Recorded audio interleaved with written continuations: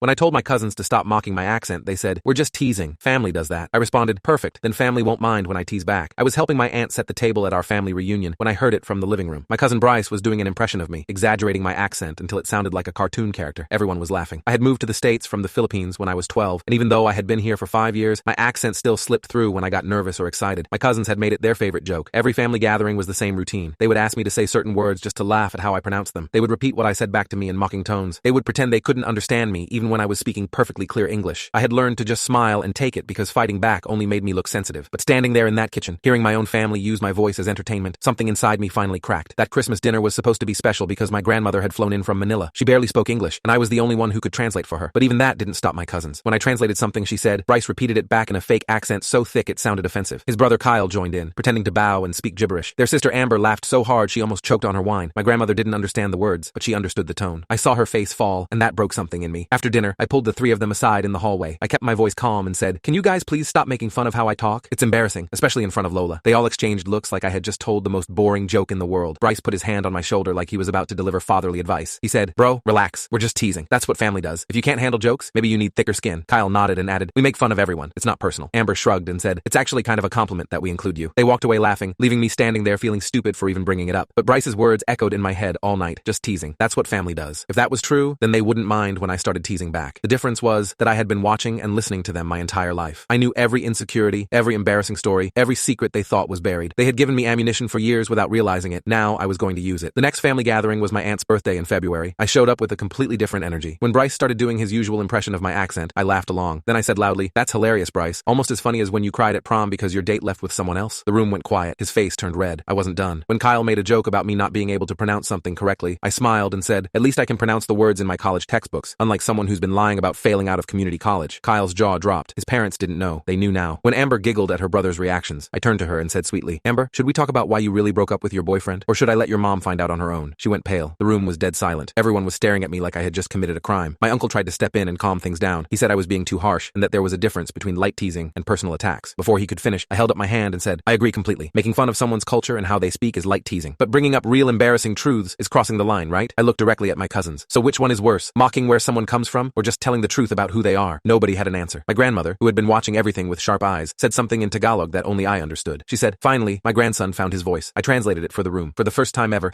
my cousins didn't have a joke to make. The rest of that party was awkward, but it was a different kind of awkward. The kind where people were finally thinking about what they had been doing for years. Bryce pulled me aside before I left and asked how I knew all that stuff about him. I just shrugged and said, "Family teases each other, right?"